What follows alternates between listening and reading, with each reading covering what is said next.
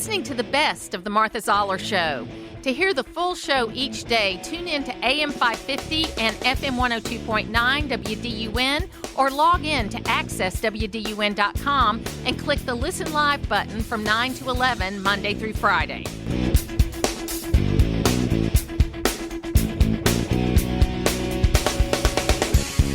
It is just my pleasure to welcome back to the program Justin Giboney. Justin was a Democratic activist. He is now a pastor, and he is part and organizer of something called the AND campaign. And I think it's just this wonderful organization of good ideas and how people can work together. And he sent me a really cool video of his son in a football game, and this young man ran the field getting his touchdown. I don't know if it was his first touchdown, but he was sure having a great time. Justin Giboney, welcome to the program on Election Day. Hey, Martha, thanks for having me. Sure, and I tell you, I know you're an old operative. You know, Dixfield Notch, which is always the first place to vote. In 2020, they voted 5-0 for Joe Biden, and they picked up one vote this year. They had 6 votes, and they voted 3 for Trump and 3 for Kamala Harris. I kind of think that's where we're going to end up. What do you think? Wow.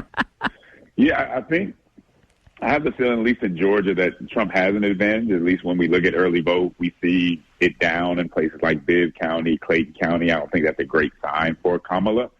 Maybe it can be made up, today, but we'll have to see. I certainly, going into today, would have rather be in Trump's position in Georgia. Yeah, I think you're right. And look, personally, I voted the first day of early voting because I'm working today pretty much all day. And so I've been kind of free ever since then. And I haven't talked about the daily gotchas in either of the campaigns. I've talked about policy. And I've come to the realization that except I did get a Mark Cuban interview last week, which I did take, which was a little bit of a gotcha moment. But, hey, sometimes you got to do it.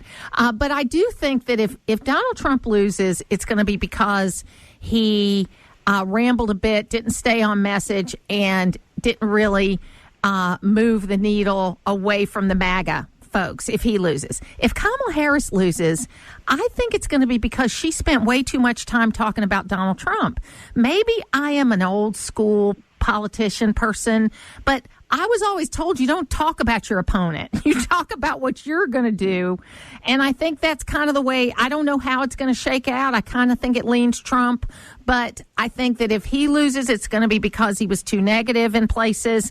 And if she loses, it's going to be because I know more about what she thinks about Donald Trump than what she's going to do.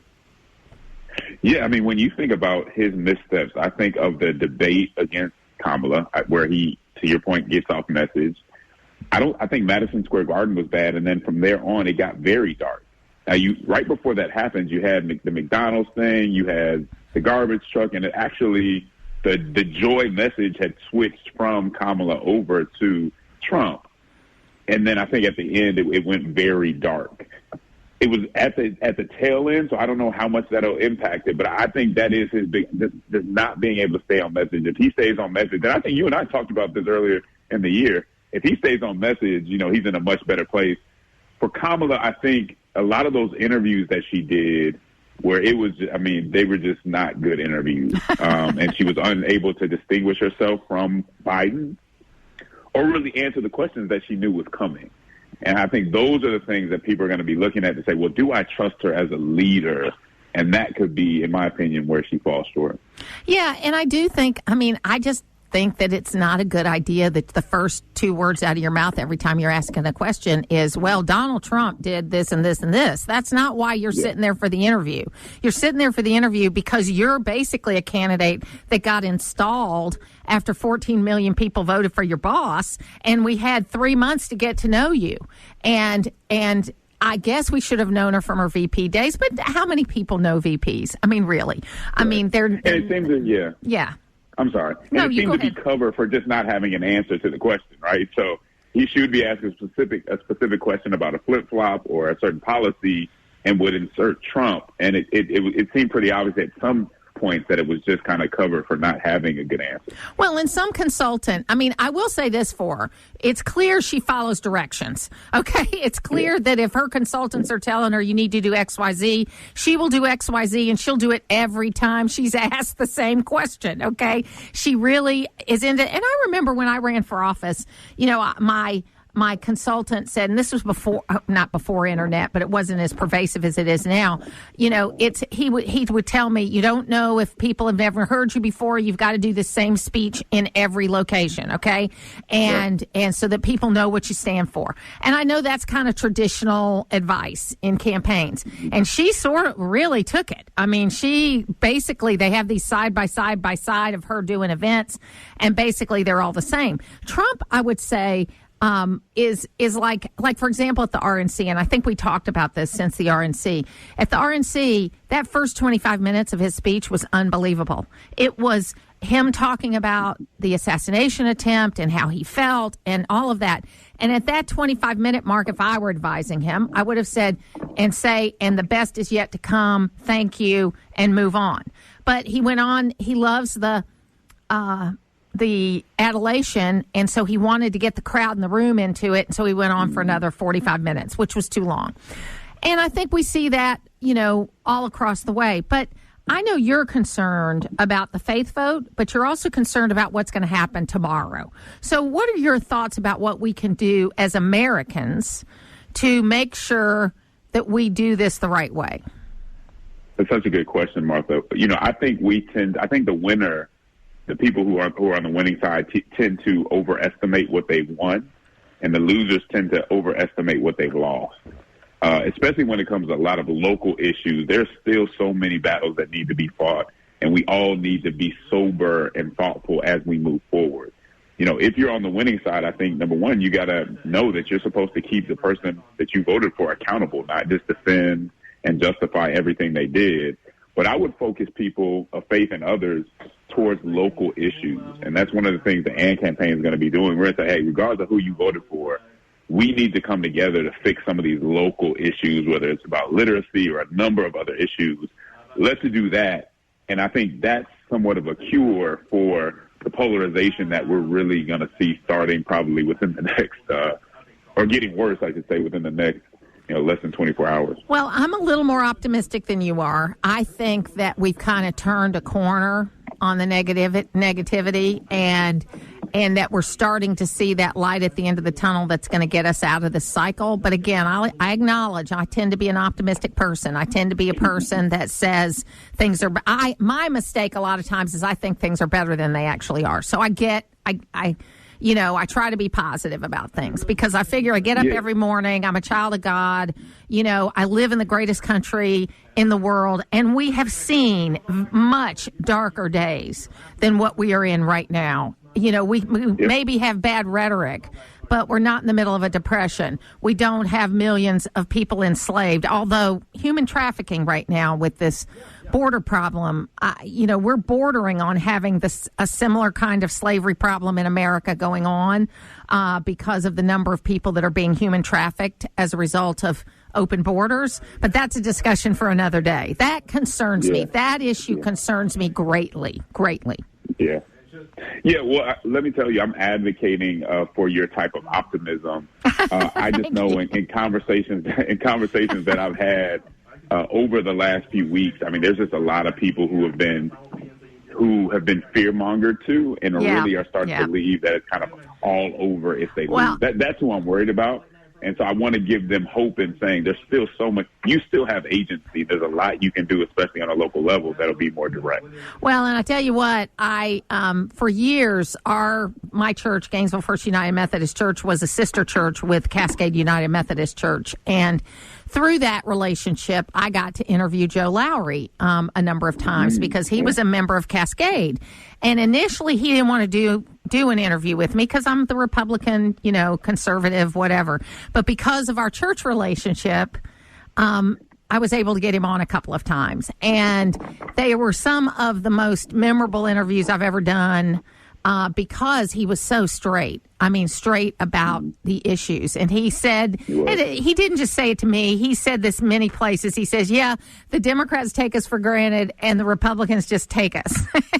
and he was great at that. And so hopefully one day I'll come down and go to your church and you can come up and go to my church and maybe we'll start something big. How about that? Let's do it. All right, Justin Giboney. It's the AND campaign, folks. I want you to take some time and look at what they're doing. And it's the kind of thing that people of faith ought to be able to get together on. Justin, thank you so much for being with us today. Thanks for having me, Martha. Take care. It's local radio, and that's why you're listening. It's the Martha Zoller Show on AM 550 and FM 102.9 WDUN. Joining me right now is Congressman Andy Ogles. He's a Republican from Tennessee. He's a member of the House Freedom Caucus. He's the former Tennessee State Director for Americans for Prosperity, and he's been a strong supporter of President Trump in Congress. So, Andy, welcome to the program. Well, thanks for having me. Here we go. It's off to the races, pun intended. I mean, tonight should be historic, but we've got to cross the finish line strong. So I thought it was interesting, Dixfield Notch, that is the first place to vote. They vote at midnight on Election Day. 4 years ago, they voted 5 votes for Joe Biden. This year, it was 3 for Trump and 3 for Harris. So not only did they pick up a voter, but they split their vote this year. So it'll be interesting. So tell us, kind of what you're hearing, because the one thing people haven't been talking about is these House of Representative races, right? It's not been on everybody's radar. What are you thinking? What are you hearing? And, how does it look on the ground where you are? Well, Tennessee's a red state. Trump will win Tennessee. I'll win my district. I won 2 years ago, my general by 14. I should outperform that significantly this time. But that being said, in Tennessee, we're encouraging everyone to get out and vote and make sure that Donald Trump wins the popular vote.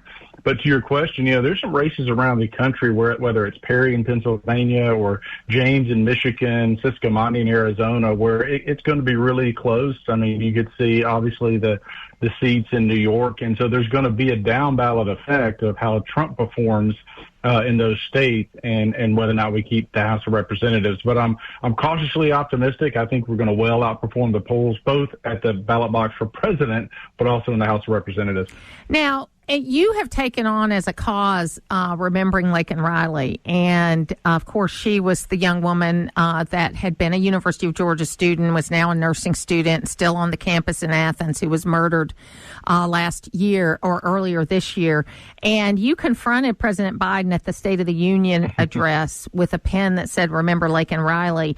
Tell us why this resonated so much for you and then what that moment was like. Well, I think all across America, every small town is now a border town. I was county executive or county mayor prior to being a member of Congress. And what I saw firsthand is how the drugs and the crime were affecting my community. So if it's happening in a small town in Middle Tennessee, it's happening everywhere. And so, her death was an unnecessary and senseless death. It's a crime that should have never occurred. We've got 12, 13, 14-year-old girls who have been sexually assaulted all across the country, Iowa, New York, Virginia, Louisiana, Texas, by illegals, where they're systematically targeting young women. And so the Biden administration, their hands, they have the blood of the victims. They have the broken lives and families of the victims. They're responsible for that. And so President Biden came into the room. I sat in the back there with my colleague, Tim Merchant from Knoxville. And obviously I was respectful to the president. I said, "Hello, Mr. President. Thank you for coming in." But I said, "I want you to take a look at my pen." It's for Laken Riley. And I explained to him who she was. And he pauses for a moment. He has no reaction whatsoever. And then he kind of, has a surprised, happy look and says, "I like your pen." He was unable to make the connection when I said, "Look at my pen," and Laken Riley was murdered by an illegal. And so the lights were on and no one was home. And it was really, I know he was in cognitive decline, but to see it firsthand in a conversation, which is why you see the world in the shape that it's in. That's why Russia attacked Ukraine. That's why China is being bold against Taiwan. That's why Israel was attacked. That's why Niger and Haiti are on fire. I mean, all these places around the world are in dire straits because we have a weak administration. Kamala Harris, as the border czar, allowed our country to be invaded. She should be impeached. Quite frankly, I think she's guilty of crimes. But that being said, the southern border being wide open, the death of Laken Riley should move and impact everyone because it's an unnecessary and senseless crime. She had a bright future ahead of her, and that family is forever, ever changed. Well, as Condoleezza Rice said many years ago, that when America is weak, it creates a vacuum that gets filled by something, and usually we won't like it. And that's where we are right now. Our country is weak because of the leadership of the Biden-Harris administration, and there are bad things happening around the world. And to that point, I wanted to ask you this question about the immigration reform bill, the so-called immigration reform bill in the Senate. So am I wrong in saying that the only bill that's actually been voted on has been H.R. 2 that was voted on at the beginning of this legislative session and sent over to the Senate? And it's been sitting over there for 18 months, however long it's been. So let's just assume we're living in a rational world, okay? So let's say that the Senate comes up with a bipartisan bill, which they did, but it didn't go through the committee process. It didn't go through any kind of floor votes. It was just 3 senators and the White House deciding on this bill. The Senate has never had a problem with taking a House bill, stripping it out, and putting what they want in it, and then sending it back to you.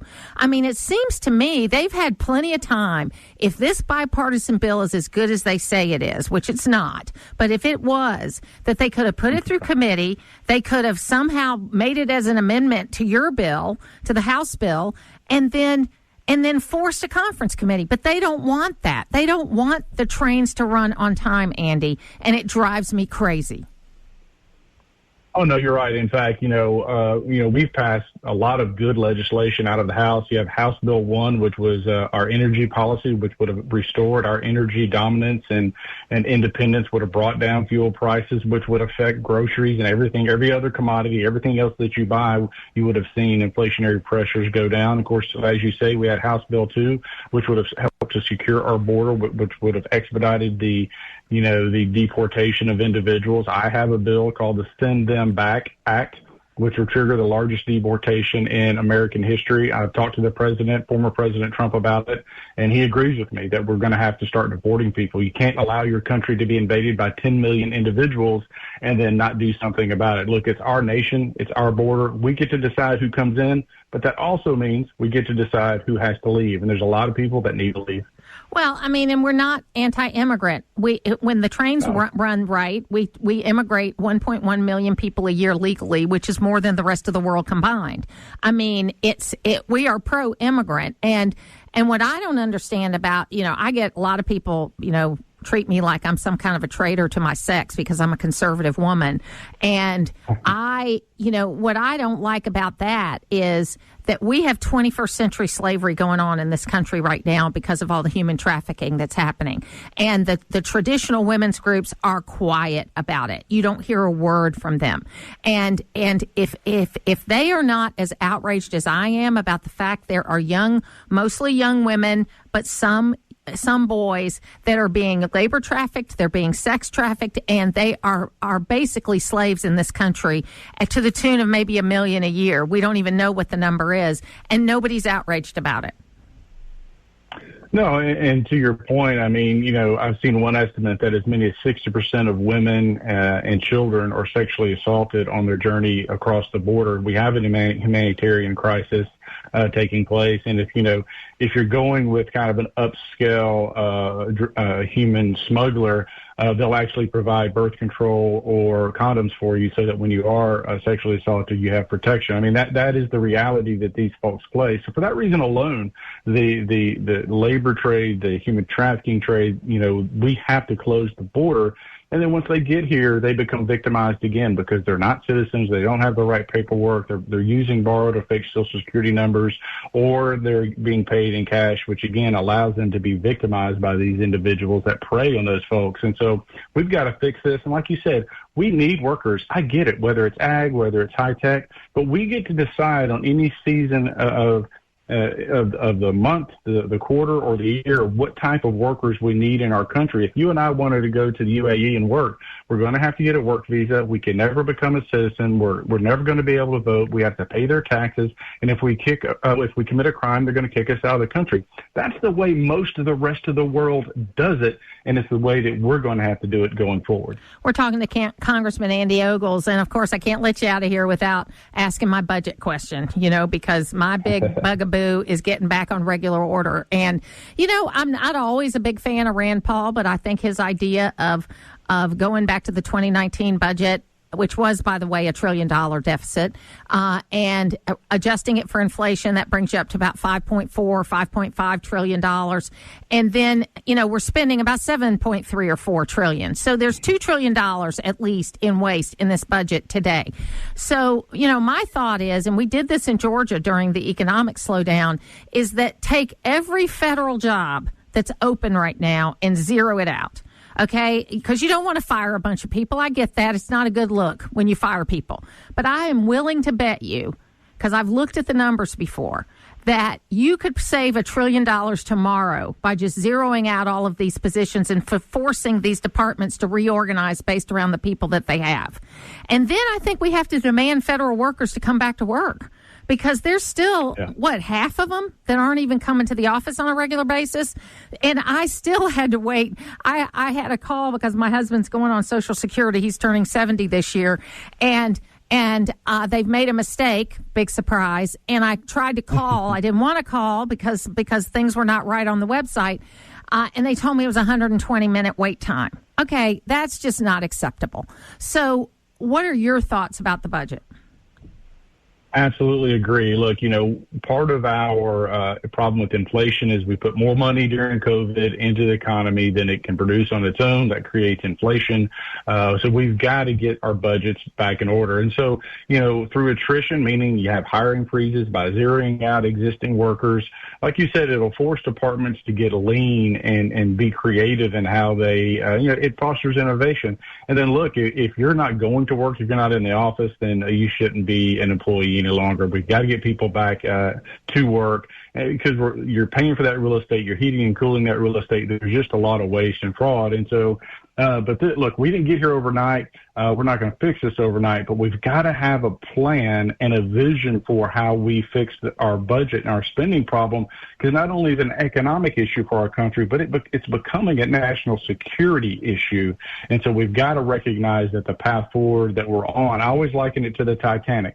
Our economy, our country, Congress, it's a big ship. It turns slowly, and we know there's a catastrophic collision ahead. But if we correct course today, and we can correct course. If we correct course today, we can avoid that collision. We can remain the dominant superpower of the world, both economically, militarily speaking, et cetera. And with that, we've got to fix this. That's why we've got to win. So I would challenge every person, go vote, get your neighbor to vote. Even if you know Trump's going to win your community or your congressional district, go vote and make sure Donald Trump wins the popular vote in this country. Absolutely. Congressman Andy Ogles, we appreciate you being with us today. And I echo, get out to vote.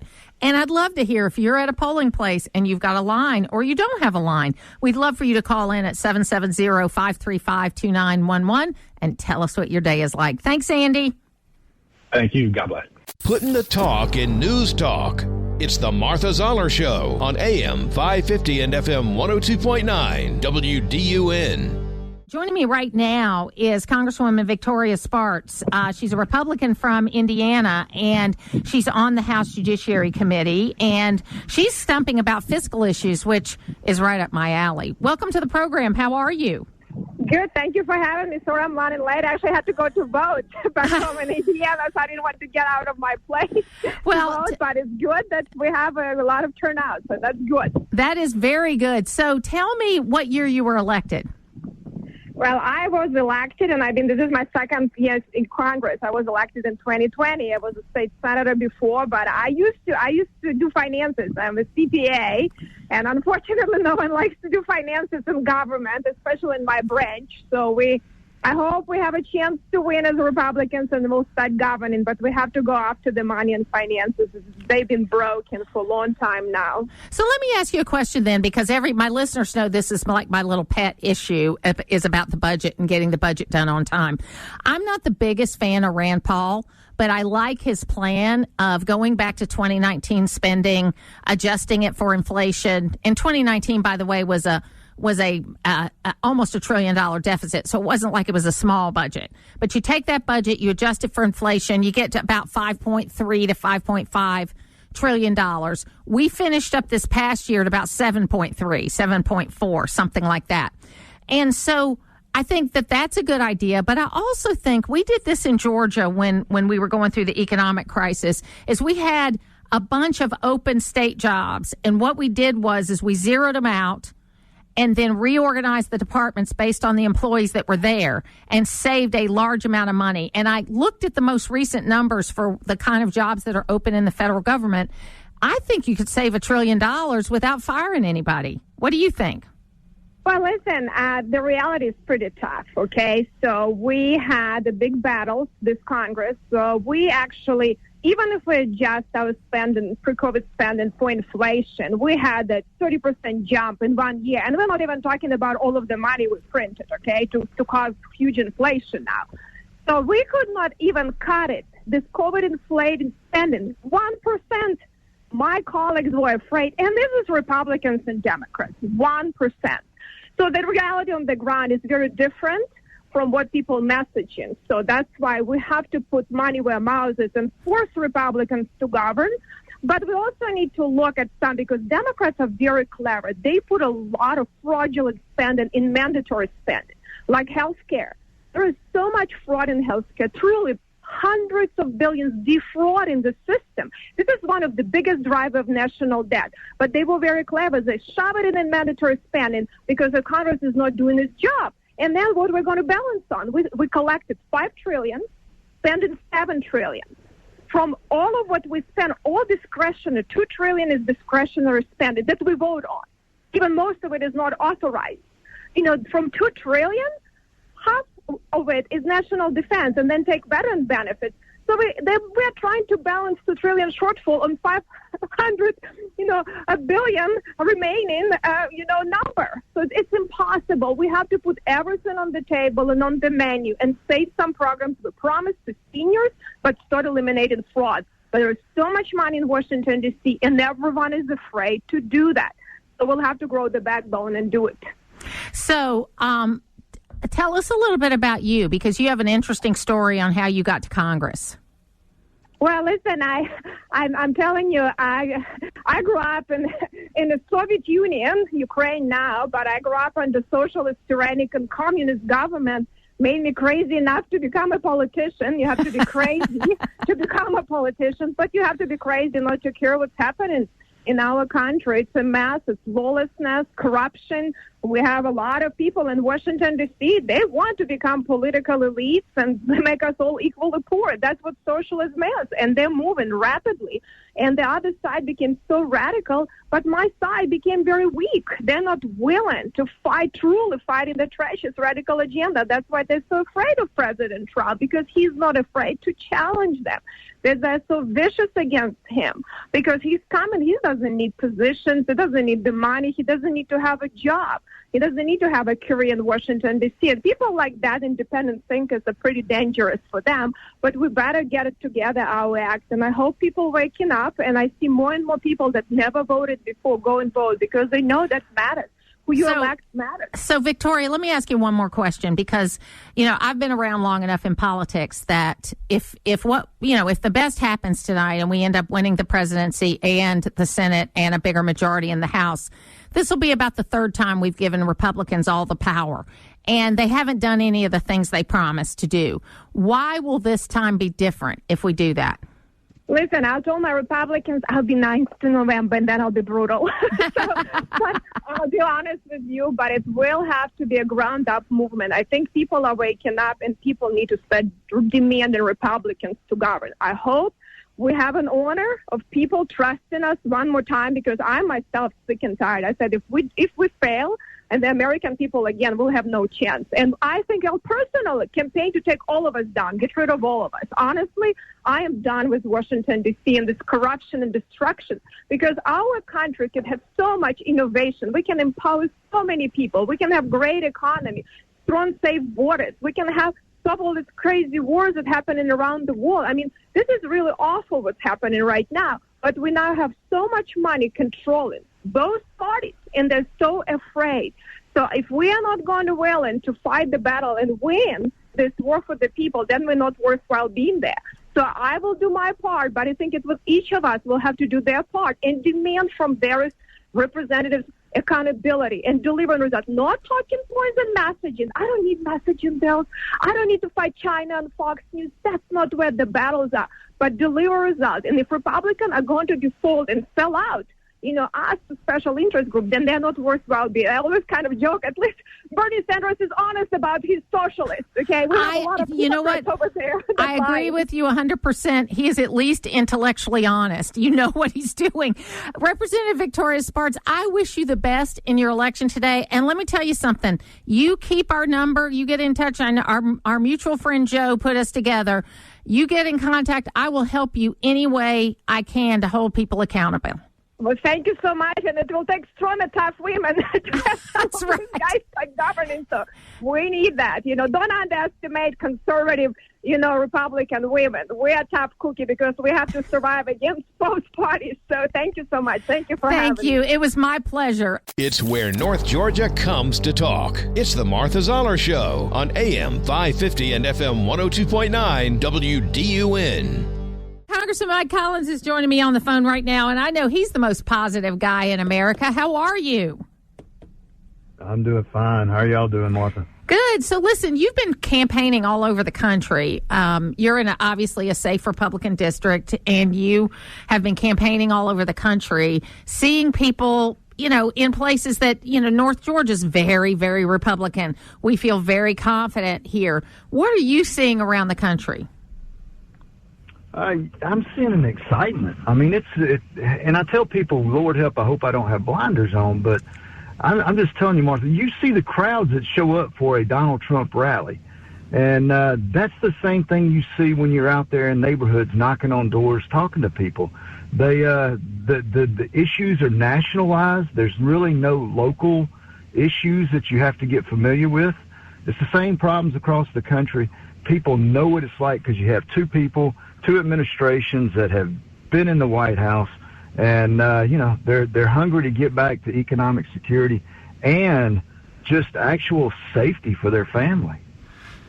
So what are you, obviously I think you went to Pennsylvania, right? That looks like that's going to be one of the big states. You've been in a number of other places. What's been the most that stood out the most as you've been traveling around?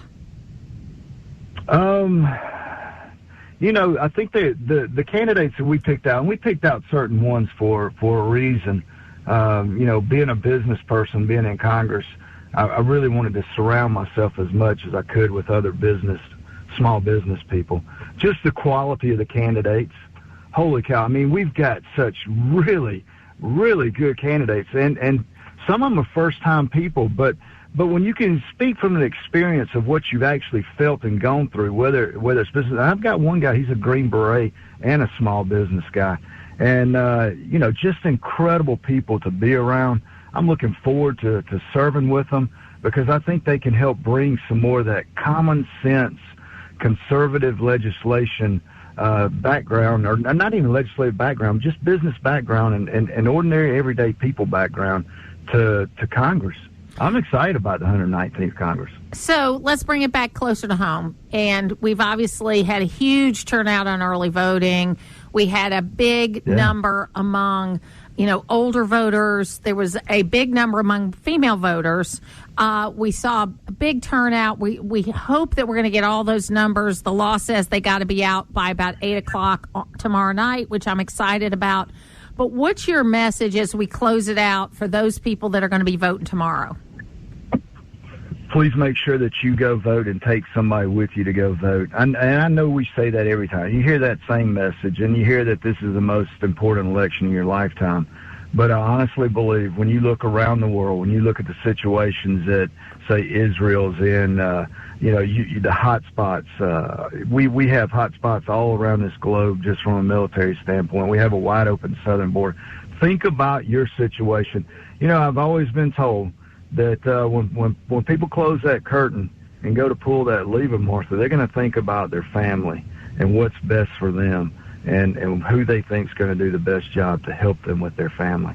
And I encourage them, please go vote. Do not let this one sit by, and make a plan to go vote, because if you don't, then I can assure you, man, something's going to come up and it's going to slip by and you're not going to think about it, because the average person is not like us.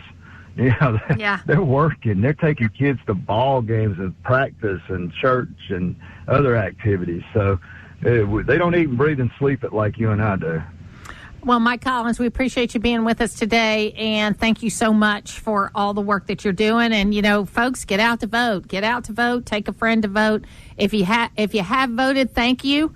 If you haven't voted, make sure you get out to vote. Nothing stops you from doing it. Thanks, Mike, for being with us today. Well, I appreciate it. Hey, I got an election myself, so if you're in the 10th district, I sure would love to have your vote and your support. And it's an honor to serve y'all, Martha, in Congress. Thank you so really much. Is. And it's an honor to have somebody that understands how business runs to be serving in Congress. Well, I appreciate that. Thanks, you. Mike. Thank you very much. To hear the full versions of last week's Martha Zoller shows, go to the podcast page at accesswdun.com, and you can follow me on social media at Martha Zoller.